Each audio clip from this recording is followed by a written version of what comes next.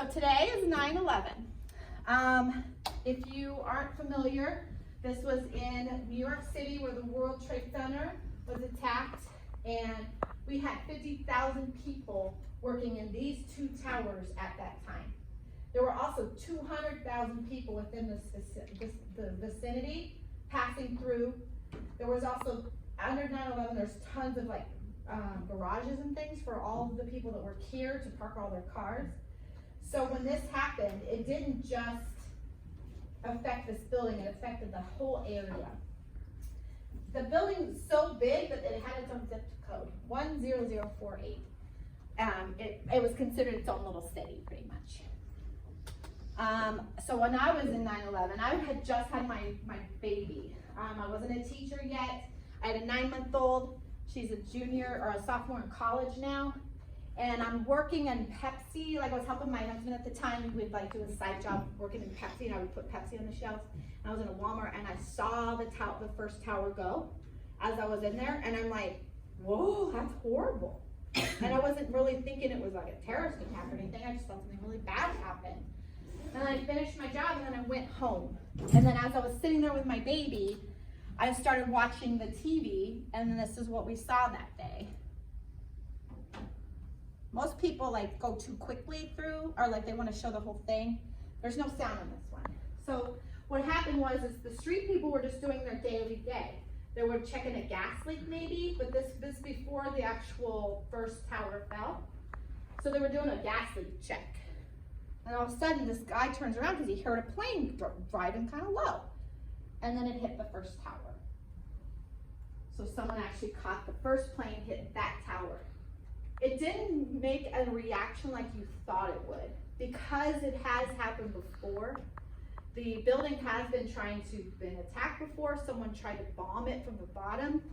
These structures are huge though. So even a plane that went into it, they would have never thought that would have happened. No one thought that the building would fall. So as we were there, sorry. Go away. I hate when it does that. I need to turn that off. We were there. We were watching all of this happen. What bothers me about the day of 9/11 is how many people just focus on the buildings fall and everybody as a whole dying. But what I try to focus on is the individuals. So after the fact, a lot of people started putting their signs up of all the people that passed away, or they're trying to find their mothers, their fathers and stuff. And so when I started to celebrate 9/11, I started to realize that we lost people. So I started researching the people that died and the very few people that I represent. So there were mothers that died in that building. Go, maybe. So here's one mom with her daughter. We had fathers die in that building, those buildings. Here's two. Sisters died, brothers. And then the reason why this happened is because so many people would not give hope up. That maybe they could get their family back, or maybe they weren't there that day. No one wanted to let go. So people would reach out and go, have you seen this person? Have you seen my mother? Have you seen my father? And that happened for weeks. Husbands, wives, and everybody's lives were torn apart that day. This wasn't a day. This was a lifetime of pain for these people. Then you have all the firefighters that went in. I watched a special feature where they recorded them all. Their job was to go in, and they didn't think the building would go down. And they did, even when it was time, when they knew they needed to go, they didn't leave.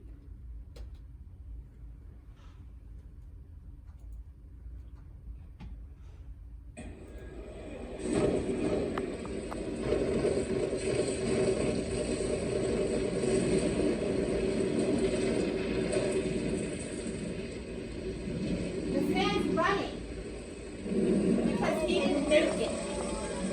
As that building fell, everybody at the bottom died too. For blocks and blocks. It didn't matter if it was just one building filled with people. It was everyone. Stay together. Ugh.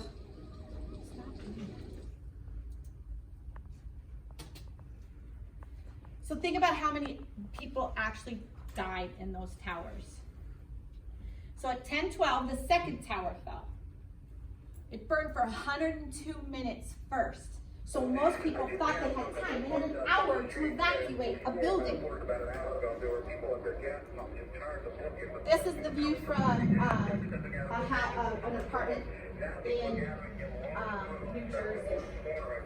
So the one already fell. What are the chances that another one could fall?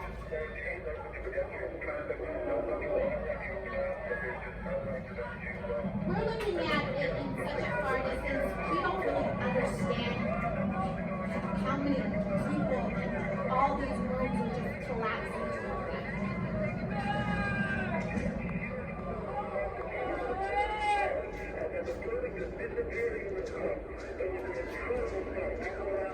People on the streets were trying to run, and then they just disappeared.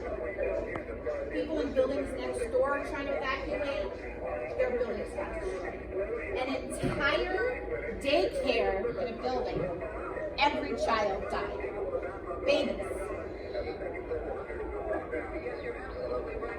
So what I have a problem with the 9/11 remembrance is that it's really easy to forget because we're just wanting to think massively.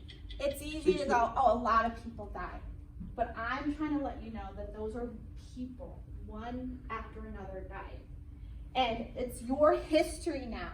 So when you get history books, your history book will just talk about it.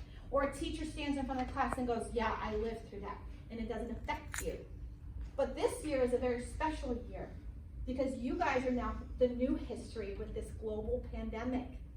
You are me now when I'm holding my baby, bawling my head off, watching people die. When we now have almost 200,000 people in America dying. That's more than any war we've ever fought. That's 10 times more than 9/11. But we still have 9/11. And are we learning? Are we learning from our past yet? Or are we forgetting it? You don't really remember it. It's just your history. But 2,977 people died just in the World Trade Center alone. 2,977 people. That's more than a whole city of a small suburb. So 2,977 people are easy to forget when you just go, look at that big building fall. But these people won't forget. These are all of the names, all of the flags, all of the people. That's 2,977 pictures. That's just the World Trade Center. That's not the daycare next door. That's not the people on the streets. That's not the Pentagon that also got attacked. And that's not the plane that went down in Pennsylvania fighting because it was supposed to go to the White House. The 2,977 people are now just a memorial, and people go by and they go, wow, that's cool. Ooh, that's sad. But this mom right here, her daughter was raised never knowing her. This dad over here, the mom had to go on, he was the breadwinner in the house, and now she's raising 3 kids alone and struggling to survive. These little children will never know what they lost. So it is our history, and as much as I want to try to plead out to you to remember them, I know it will, a lot of it's just nothing. Just like if right now we get out this, we start talking about the Civil War, how much would that matter to you? It doesn't anymore. We live in a world where we just go, if it's the past, then let's not worry about it. But it's not something we should do. When you're my age, you're gonna tell the same people, oh yeah, I lived in this global pandemic, 200,000 people died. And will they care? But I lost a friend. Has any of you had anybody die yet? I have. I care. And I would hope that we would learn from this. So, what I like to try to do is remind you how bad it really was visually by giving you guys the images. So here's all the people that were pleading that day to help find their people. They were hoping. It took months and months and months of digging to maybe find one person. But you know what they found instead? A tooth, a bone, because they were shattered to nothing. 2,977 people couldn't even go and bury their family member. They had nothing left.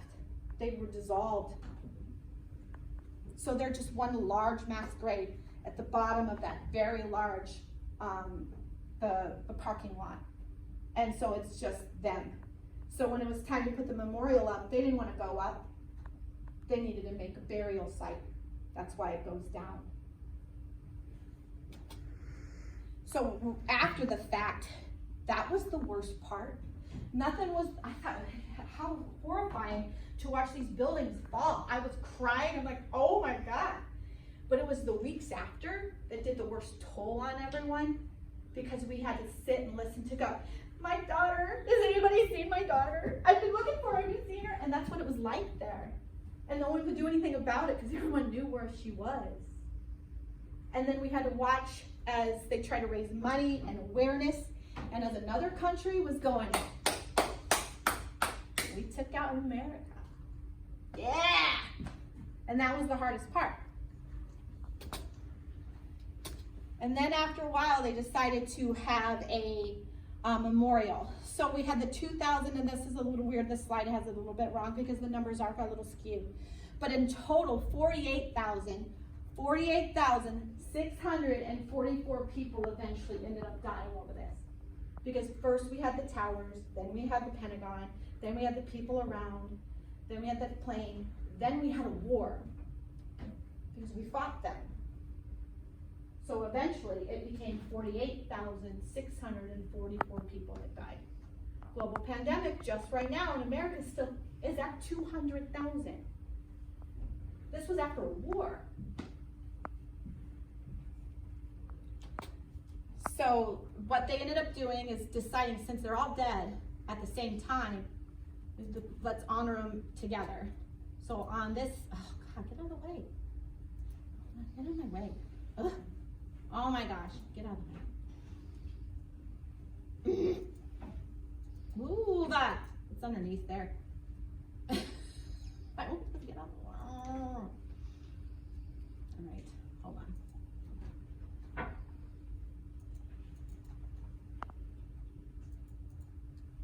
we go. So they ended up doing this little ceremony. To my aunt, Lucille Teresa King, you were small, but you were mighty. You're in good company. We love you and miss you every day. We will never forget. Bring a picture. And my son, firefighter Frankie Esposito, and my nephew, Captain Michael Esposito. It lasted forever in our 5 hearts. hours. We miss you daily. It took a day. May God keep you safe. A full day to say goodbye to everybody. My cousin, Maria Teresa Concepcion Santoyan, and my godmother, Judy Santoyan Fernandez. We love and miss you so much. And my unforgettable cousin, Jude Elias Safi. We love and A lot miss of people sat and watched it. And my husband, Larry I did. Bowman. To my husband's mother, Ruth Bennett. As you watch that video on that day, I couldn't help but notice that it wasn't a skin color that mattered, an age, a race. It didn't matter. When there's evil and hate, it doesn't matter anymore. We're also starting to live in that world where all of that does seem to matter. If it gets bad enough, things like this happen. So you guys are the new generation. I can only reach you so much. And I'm asking you guys to not forget. When you open up a history book, don't let the history die. When you start having your own families, don't let this go. Like I was even on the radio this morning, it was weird. It was like the funny little talk show guy, he took a minute and he said, let's be quiet and on the air, because we still are living through it. But visually, it's so hard to really understand how many people actually died until, and people have been eating my candy over the years. There's less here. I have them in the back and people, ooh. And I'm like, you just ate a person. So if I said that these Tootsie Rolls represented every single person in Tower 1, when it went down, and then this is their grave. This is what it was like that day.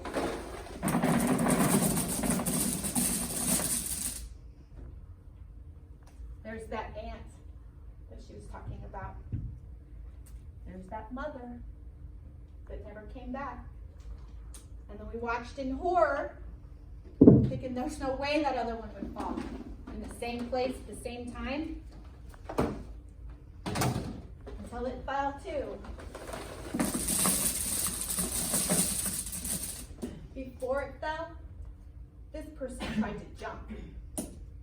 This one burned to death in his office. This one was on the stairs trying to save everybody's lives, and he stayed behind when he could have ran for it.